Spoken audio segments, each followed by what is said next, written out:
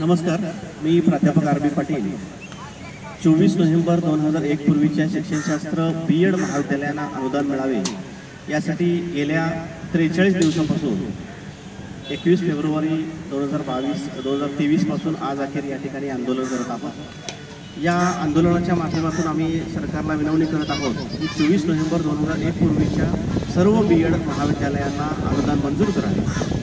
खरं तर शासनामार्फत 2014 साली 2022 साली अनुदान देण्यासंदर्भात महाविद्यालयांची तपासणी मूल्यांकन करण्यात आलं, परंतु त्याची पुढील कार्यवाही कोणत्याही स्वरूपाची झाली नाही.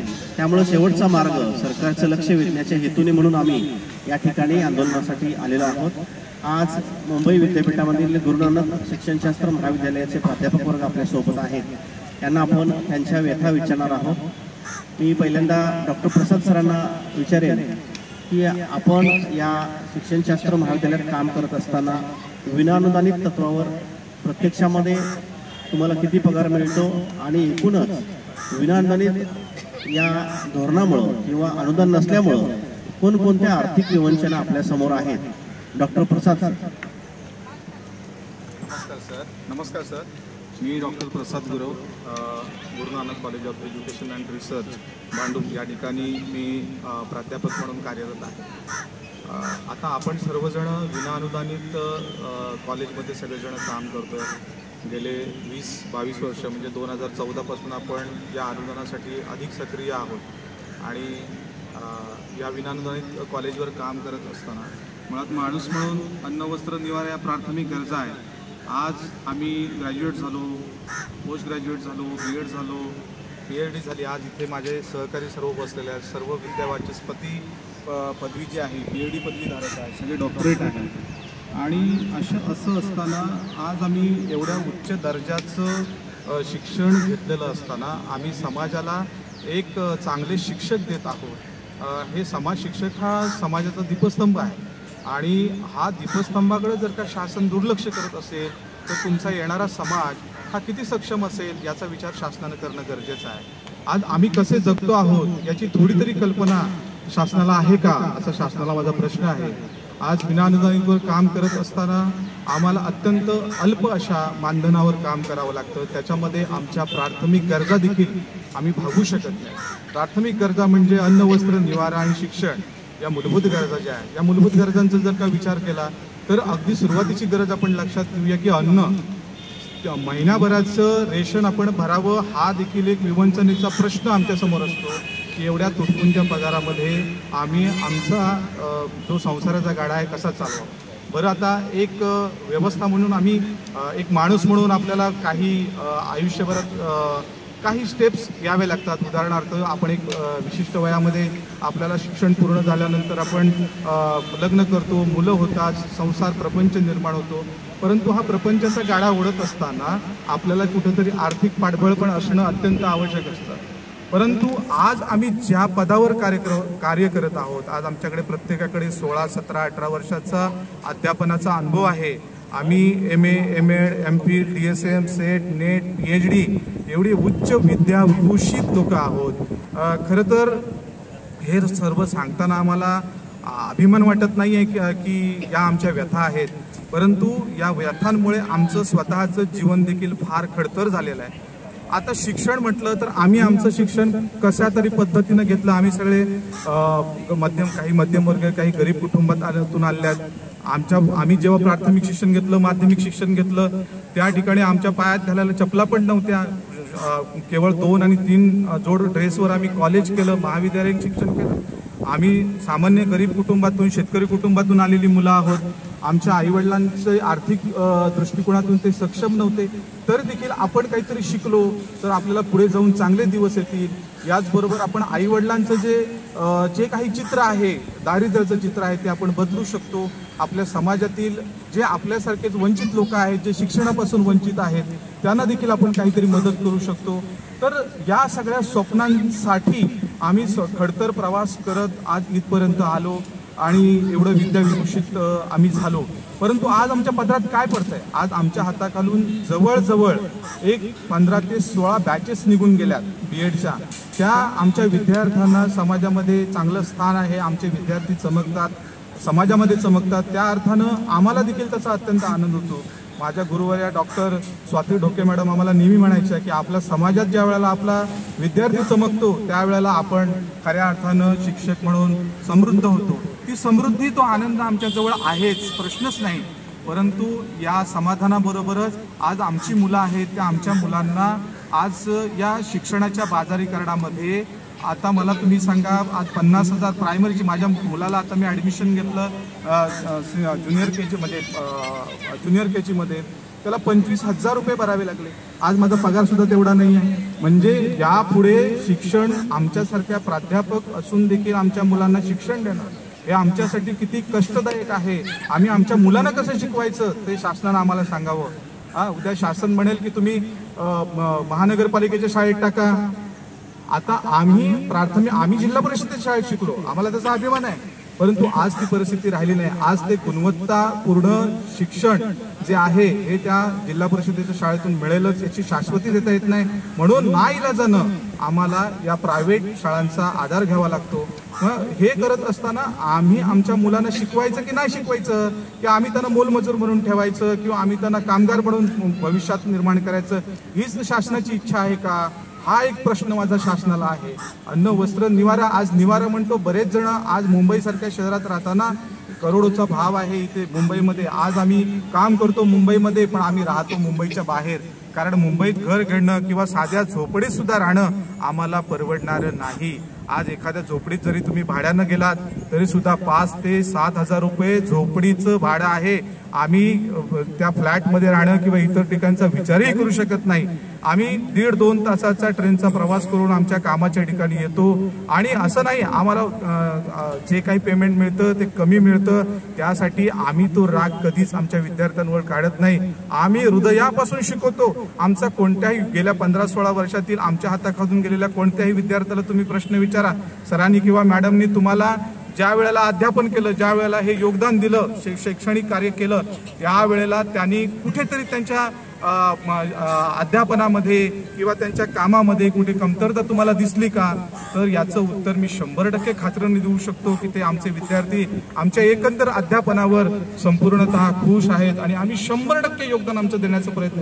आम्ही अनेक समस्यांना सामोरं जात असताना ज्या वेळेला आम्ही आमच्या कॉलेजच्या प्रिमायसेसमध्ये पाय ठेवतो त्यावेळेला आम्ही जसं मंदिरामध्ये जातो, मंदिरामध्ये जात असताना चपला आपण बाहेर काढून ठेवतो, मस्जिदमध्ये जात असताना चपला आपण बाहेर काढून ठेवतो, त्या पद्धतीनं आमच्या समस्या ज्या आहेत या समस्या आम्ही त्या गेटच्या बाहेर ठेवतो आणि प्रवेश करतो. आणि आमच्याकडून जेवढं 100% आम्हाला आमच्या विद्यार्थ्यांना देता येईल तेवढं देतो. आणि तो आमचा विद्यार्थी ज्या वेळेला समाजामध्ये जातो तेव्हा चांगले विद्यार्थी घडवतो. त्याच्या मागे एकच हेतू आहे, मी ज्या विद्यार्थ्याला घडवत आहे त्या विद्यार्थ्याला जर का माझ्या समस्या मी सांगितल्या आणि समस्येतून जर का चुकीच्या पद्धतीने मी त्याला अध्यापन केलं, कदाचित तोच शिक्षक उद्या माझ्या मुलाला शिकवणार आहे, याच्यात माझाही त्याच्यामध्ये नुकसान आहे, ही भावना माझ्या मनामध्ये आहे. आणि त्यामुळे एक समाजाचा प्रामाणिक सदस्य म्हणून, एक प्रामाणिक शिक्षक म्हणून, भले उद्या या शासनानं आम्हाला अनुदान देवो अथवा न देवो,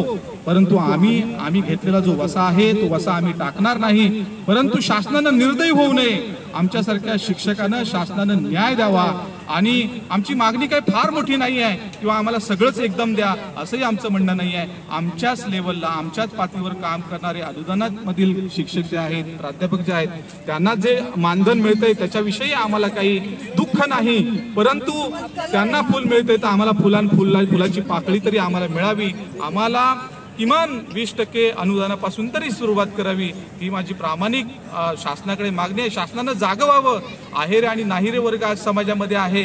आज आम्ही नाहिरे वर्गामध्ये आहोत, आमच्याकडे सर्व काही आहे, सर्व काही विद्याविभूषित आहोत, आम्ही एक चांगले शिक्षक घडवतोय. पण ज्या ठिकाणी आर्थिक प्रश्न येतो त्या ठिकाणी आम्ही मनानं आणि तनानं कोलमडून जातो. आणि त्याचबरोबर आम्ही भौतिक सुविधांना पासून वंचित आहोतच, याचबरोबर मानसिकदृष्ट्या सुद्धा खचत चाललेलो आहोत. याचा विचार देखील शासनाने गरजेचा आहे.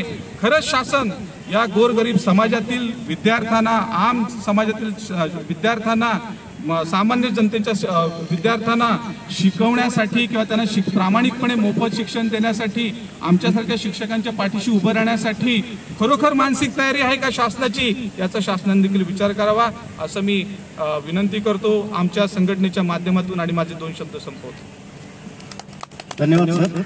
या ठिकाणी डॉक्टर प्रसाद सरांनी आपल्या स्वतःच्या शिक्षण व्यवस्थेपासून म्हणजे स्वतः शिक्षण घेत असताना जिल्हा परिषद शाळेमध्ये शिक्षण घेतलं, त्याच्यानंतर विविध डिग्र्या मिळवल्या आणि हे करत असताना आपल्याला ज्या संकटांना सामना करावा लागला आणि अशा अवस्थेमध्ये आज वैयक्तिक ते स्वतः शिक्षकांचे शिक्षक आहेत आणि शिक्षकांचे शिक्षक म्हणून त्यांच्या ज्या काही अडचणी आहेत हे त्यांनी आपल्या शब्दात या ठिकाणी सांगितलं. त्यांनी सरकारला विनंती केली. खरोखरच सरकारने या बाबींचा विचार करणं आवश्यक आहे. त्यांच्याच महाविद्यालयातील काही प्राध्यापिका आपल्यासोबत या ठिकाणी आहेत. मी डॉक्टर रायचूरकर मॅडम यांना विचारेन की एकूणच गेल्या 43 दिवसापासून मॅडम हे आंदोलन सुरू आहे. या आंदोलनाच्या माध्यमातून तुमची नेमकी प्रमुख मागणी काय आहे आणि प्रत्यक्षामध्ये शासनाकडून तुम्हाला नेमकं कशा स्वरूपात लक्ष दिलं गेलं पाहिजे आणि आजपर्यंत आपल्याला मुख्यमंत्री उपमुख्यमंत्री साहेब भेटलेले नाहीत, याबद्दल तुमचं नेमकं मत काय आहे?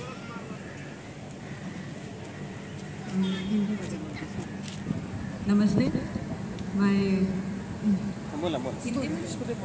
My name is Dr. Meenu Raichurkar and my qualification is MA, MEd, NET, PhD, and I've also done my DSM course. And I am in this line since 27 years. I have completed in the field of education. And we are here today, all of them are gathered here to appeal, or you can say to request or to put forth our demands, what we have been achieving this all. If I speak about myself, I would only like to say that government or the circulars what we receive from the university, that this degree is essential or this degree is necessary for you all to upgrade, so that for you all to survive in this particular field. So keeping aside all our worries or all our difficulties, we do that degree just to keep our job secure. And after that also what we get like, you know, peanuts in our hands. If you see our salary, it's just peanuts. It's nothing else.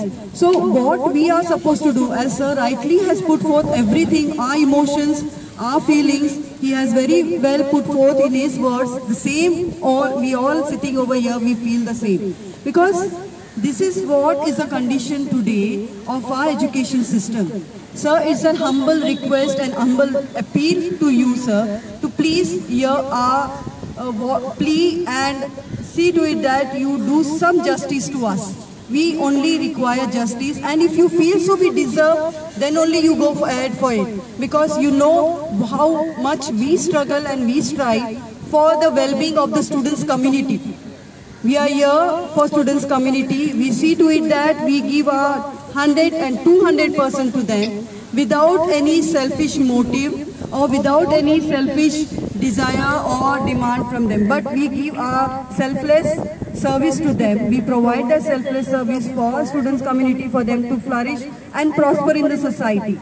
We try to give to the society a very all-round developed citizen, so that he or she will make an ideal student for the society, for the future generation, to look after them. So this is what we do, but what we have seen for the past years is that our students who are under us, they are trained as a student teacher. They go and then they face the interview and they come very happily saying to us that, madam, we are, got the opportunity of working in this particular school, international school or private school, and they are giving us this lump sum amount of salary. That is the salary which we also don't draw. So just imagine, like the students to whom we are teaching, they are fetching more than us, the salary, what they have been getting today. And we sometimes, it pinches us, like, what is this? After all these years, we are getting what in return? And the students who have just passed out, they are earning more than us. So we are happy also, and at the same time, we feel little bit sad also, like what is this? This is the condition and this is the state. So sir, this is a humble request from our side to you. Please listen to our plea and as fast, as soon as possible, you try to take some decision on this appeal of ours and give us the justice. Thank you. Thank you ma'am.